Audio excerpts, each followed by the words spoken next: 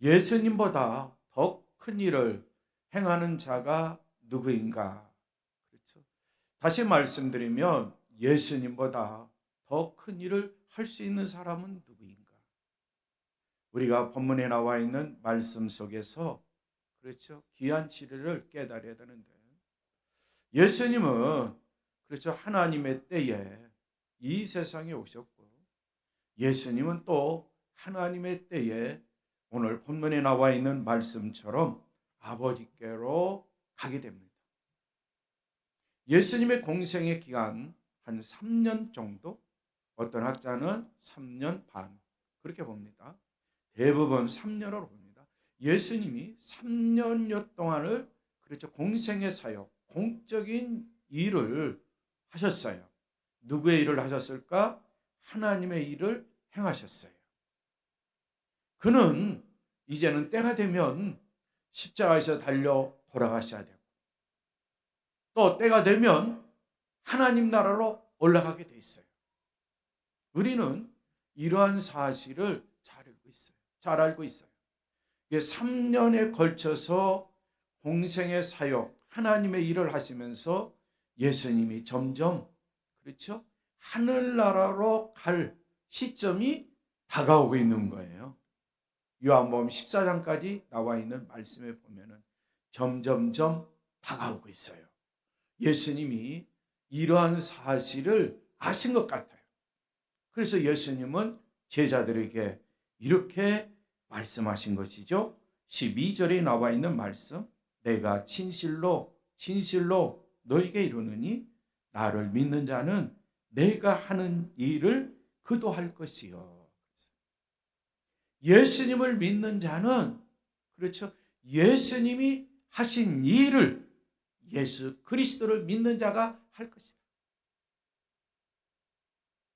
여기에서 내가 예수님보다 더 큰 일을 행할 수 있을까? 예수님보다 더 큰 일을 할 수 있는 자가 될 수 있을까? 가장 기본적인 게 뭐냐? 나를 믿는 자는 내가 하는 일을 그도 할 것이야. 진정으로 예수 그리스도를 믿습니까? 심지어는 설교자도 예수님을 믿지 못하고 설교하는 자들이 있다는 거 아세요?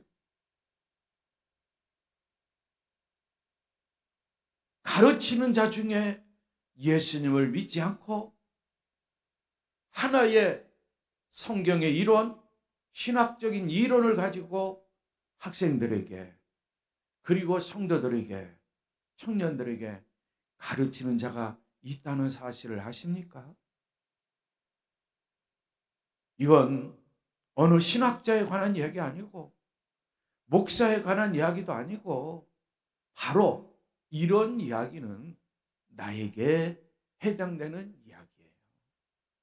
우리 믿음의 청년들이나 이 예배에 참여한 우리 모든 그리스도인이나 또 유튜브를 통해서 그렇죠. 예배를 드리고 있는 모든 그리스도인 한 사람도 예외 없이 과연 나는 하나님의 아들 예수 그리스도를 믿는 믿음 안에서 살고 있는가?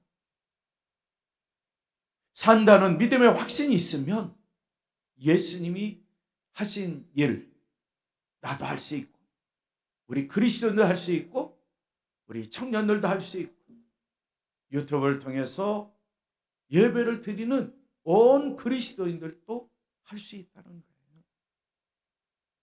또한 12절에 보면 후반절 그보다 예수님보다 큰 일도 하리니 이는 내가 아버지께로 갑니다. 아버지께로 간다는 거예요. 아버지께로. 내가 아버지께로 간다고 요한복음 14장 1절 이하에 나와 있는 말씀에 보면은 제자들 앞에서 나 조금 있으면 천국에 간다. 1절 보세요. 너는 마음에 근심하지 말라. 하나님을 믿으니 또 나를 믿어라. 내 아버지 집에 거할 것이 많도다. 그렇지 않으면 너에게 일렀으리라. 내가 너희를 위하여 거처를 예배하러 가노니 거처를 예배하러 간다. 이 말씀이 선포된과 동시에, 그렇죠? 제자들의 마음이 어떻을까? 요한복음 14장 1절에 나와 있는 말씀. 너희들의 거처를 예배하러 간다. 하나님을 믿느냐? 예, 하나님 믿습니다. 하나님을 믿으면 나도 믿어야 돼. 예수 그리스도를 믿어야 돼. 예, 저는 주님을 믿고 따릅니다.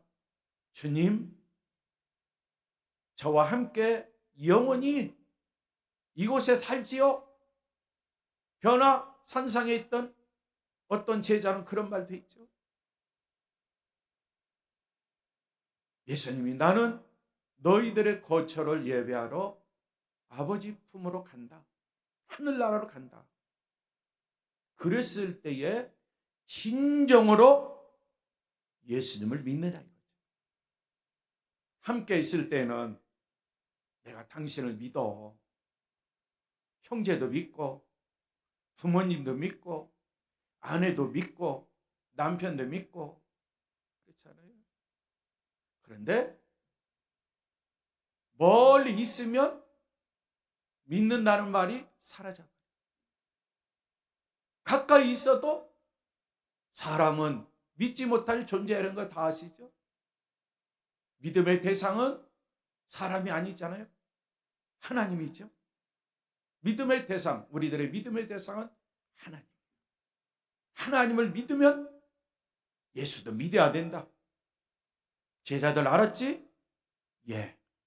나 이제 곧 가게 될 거야. 아버지께로. 너희들은 나를 믿기 때문에 나의 일을 할 것이다. 내가 아버지께로 가면 너희들은 내 일보다도 너희들이 아버지의 일을 더 많이 할 거야. 하나님은 일하시니 예수님도 일하셨어요. 우리가 이 땅에 사는 동안 그렇죠. 봉사의 삶, 섬김의 삶을 사는 것은 나를 위한 삶이 아니죠. 궁극적으로는 하나님 아버지의 사역을 오늘 주일 오전에도 말씀드렸지만 기도하는 자를 통해서 그렇죠. 하나님은 그 일을 감당케 하시는 거예요. 말씀을 믿고 순종하는 자를 통해서 아버지의 사역을 하도록 만드시는 거예요. 그래서 이제 다음에 또 말씀드린 기도의 골방에서 우리 그리스도인이 가장 먼저 해야 할 일이 무엇일까? 내가 기도하면 아버지께서 나를 통해서 일하시는데 자칫 잘못하면 아버지의 사역을 감당한다고 하면서도 내가 살아있으면 아버지의 사역이 아니라 내 일을 하는 거예요. 내 일을 하게 되면 교회 안에서도 불협화음이 있는 거예요. 분쟁이 일어나요. 시비거리가 되는 거예요. 시기 질투를 해요. 그러므로 기도의 골방에 들어가서는 먼저 나 자신을 죽이는 그런 작업이 우선적으로 선행돼요. 나 자신을 그리스도와 함께 십자가에 못 박고 나 자신의 육신의 정욕과 안목의 정욕과 이생의 자랑, 더 나아가서 교만함 등등 모든 것을 십자가에 못 박고 그렇죠? 나는 그리스도와 함께 살아야 돼. 나 자신 육신은 죽고 그리스도와 함께 살아야 돼. 그래서 육체의 욕망, 그렇죠? 안목의 정욕, 이생의 자랑거리 그걸 회개할 때 나를 죽이기 위해서 다른 사람이 들으면 안 될 기도의 이야기가 나올 수 있다는 거죠. 그래서 문을 닫고 골방에 들어가 문을 닫고 은밀한 중에 계시는 아버지께 기도하라 그렇게 말씀합니다. 자, 다시 본문으로 들어가. 제자들이라고 그렇죠? 욕망이 없었을까? 있지요. 제자들 중에는 제자들의 어머니가 예수님 왕권을 줬으니 이스라엘에서 왕이 되시면 내 아들을 오른편에 내 아들을 왼쪽에 그렇게 좀 앉혀가지고 그렇게 살도록 해주세요 라고 말한 어머니들도 있어요. 근데 예수님은 그렇죠. 정치적인 메시아가 아니죠. 왕 중에 왕이지만 정치적인 왕으로 되려고 오신 거 아니에요. 그러나 사람은 자기 마음속에 욕심이 있고 욕망이 있다. 그렇잖아요. 보는 것을 통해서 또 육신의 정욕, 안목의 정욕을 통해서 세상 것을 그렇죠. 나의 것으로 만들고 오히려 내가 세상에 취해서 그렇죠. 제2의 낙을 즐기려고 하는 사람들도 많이 있다. 아주 조그만 것이라도 이 생을 살아가는 데에 다른 사람 가운데 자랑하고 싶은 마음이 다 마음속에 있다. 제자들의 마음속에도 있었고 우리 그리스도의 마음속에도 있고 곧 나의 마음속에 있고 우리 청년들의 마음속에도 있고 아직 거듭남의 체험을 확실히 하지 않은 제자들에게 이 말씀을 주신 거예요. 제자들 나보다 더 큰 일을 행할 수 있다. 예수님이 어떻게 보면 제자들 향한 예언적인 메시지죠. 예언적인 메시지. 그러면서 너희들이 나보다 더 큰 일을 행하는 자가 되려면 어떻게 해야 되느냐? 그렇죠? 바로 13절, 14절에 나와 있는 말씀에 보면 기도에 관한 메시지를 선포하면서 가르쳐 주시는 거예요. 그리고 14절에 나와 있는 말씀 한번 봅니다. 내 이름으로 무엇이든지 내게 구하면 내가 행하리라. 그러니까 무엇이든지 예수님의 이름으로 예수님께 구하면 예수님이 다 이루어 주시겠다고 행하리라. 그 예수님보다 더 큰 일을 행할 수 있는 거예요. 그러면서 15절에 너희가 나를 사랑하면 나의 계명을 지키리라. 그렇죠? 예수님이 복음서를 통해서 주신 계명의 메시지가 많이 있죠. 회개하라, 하나님 나라가 가까웠다. 회개를 선포하며 하나님 나라에 대해서 선포하셨어요. 그러면서 예수님이 이제는 승천하시기 직전에 하신 말씀들을 한번 연상해 보세요. 그렇죠? 바로 한마디로 요약하면 너희들은 내 제자가 되어서 세계 방방곡곡에 그렇죠? 복음을 전하는 자가 되어야 된다. 예루살렘과 온 유대와 사마리아 땅끝까지 이르러 너희들은 부활하셔서 승천하신 바로 주님 증인된 삶을 살아야 돼. 이제 우리 주님께서 부활하신 후에 제자들에게 가르쳐주죠.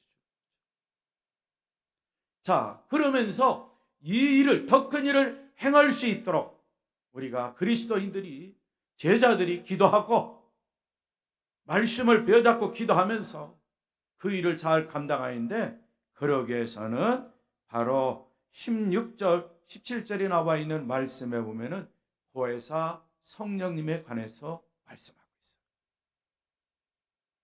성령님이 임하기 전에는 제자들도 예수님이 십자가에서 무기력하게 돌아가신 걸 보고 인간의 눈으로 보면 무기력한 거예요. 예수님은 내가 천사를 동원해서 십자가에 내려올 수도 있고 로마 군병도 제압할 수 있다. 그러나 나는 그렇게 하지 않는다. 왜? 아버지의 사역을 내가 죽기까지 감당해야 되니까. 아버지 하나님의 일하심을 내가 죽음으로써 그 일을 다 이루셔야 되기 때문에 나는 그런 능력이 있어도 그런 능력을 행하지 않아. 우리 주님의 말씀인 걸 아시죠? 자, 그런데 나는 이제는 너희는 나와 영원히 이 땅에 함께 있기를 원하지만 나는 안 돼. 때가 되면 아버지께로 가. 그 대신 나 대신 보혜사 성령님을 너희에게 보내주실 거야. 아직 제자들에게 성령이 임하지 않았어요. 미리 예언적인 메시지를 주시는 거예요. 우리 주님이 부활하셨습니다.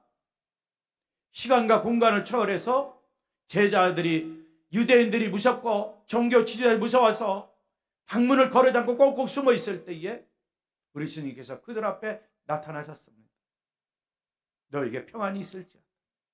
숨을 내쉬며 성령을 받아라. 예수님의 부활에 대해서 조금씩 믿음의 확신이 일어나기 시작했습니다.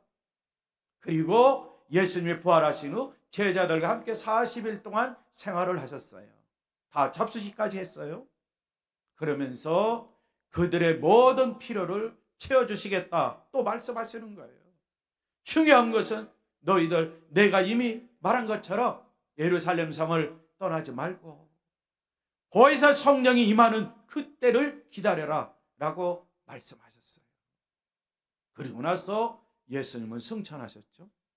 그리고 때가 되니까 그들이 함께 모여 기도했더니 성령의 충만함을 받았어요.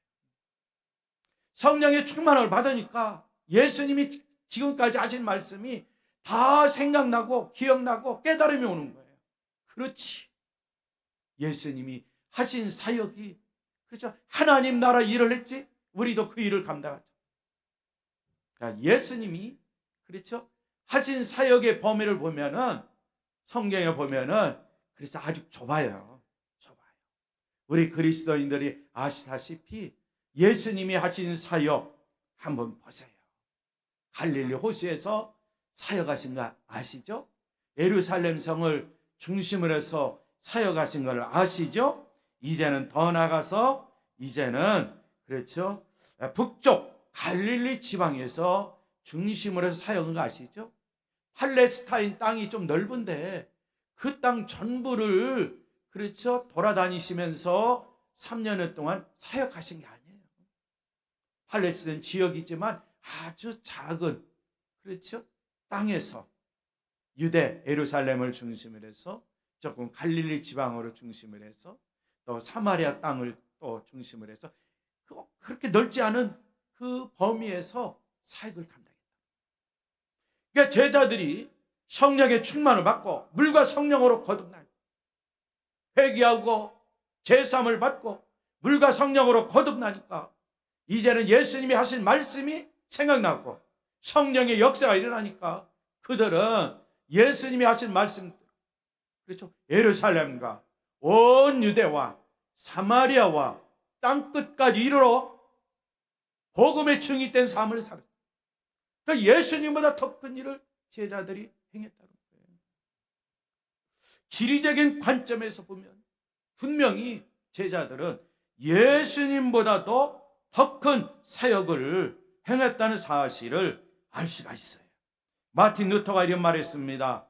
예수님께서 몸소 가르치시고 기적을 베푸신 지역과 시간은 얼마 되지 않았지만 사도들과 그의 제자들은 예수님의 사역을 전 세계에 퍼뜨렸다라고 마틴 루터가 그랬어요.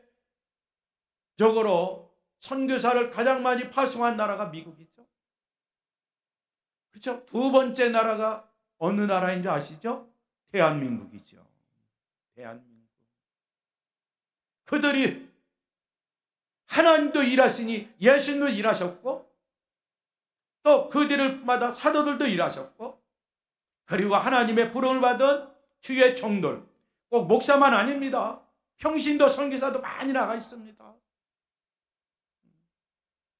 하나님의 일하심을 그렇죠? 주님이 했고 주님의 일하심 받아가지고 사도들과 그의 제자들이 더 큰 일을 행했고 오늘날은 그렇죠? 사도보다 예수님의 제자들보다 우리 그리스도인 중에 그렇죠? 더 큰 일을 행하는 자들이 너무나 많이 나와요. 자, 어떤 이는 국내에서 어떤 이는 해외에서 주의 복음을 증거하는 자들이 계속 일어나고 있다. 우리 모든 그리스도인들도 우리 믿음의 청년들도 비록 내가 그렇죠? 세계를 향한 선교사가 되지 못해도 우리 그리스도인들은 생활 전선에서 선교사로서 생활할 수 있어요. 가정에서도 선교 사역을 감당하는 선교사가 있습니다. 직장에 가면 직장에서 선교 사역을 감당하는 우리 직장 크리스찬들이 있어요. 사업장에 가면 사업주가 그렇죠?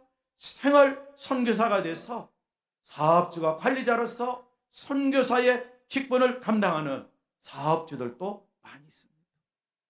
이 모든 일들이 그렇죠. 예수님보다 더 큰 일을 행하는 그리스도인이라는 거죠. 우리도 할 수 있다는 거죠.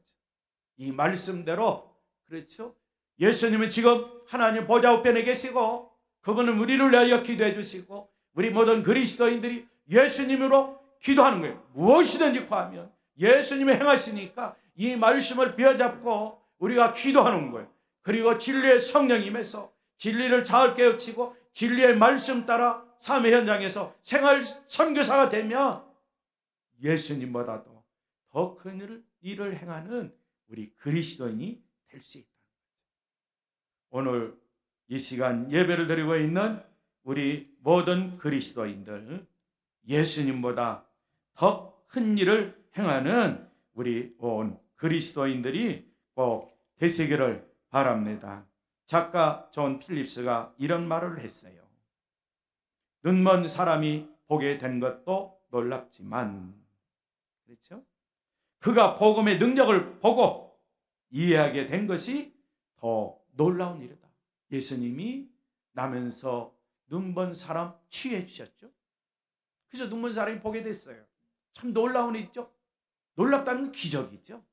그런데 눈뜬 사람이 복음의 능력을 보고 복음의 능력을 이해하고 복음의 능력을 믿고 순종하면서 이제는 복음의 능력을 전하게 됐다.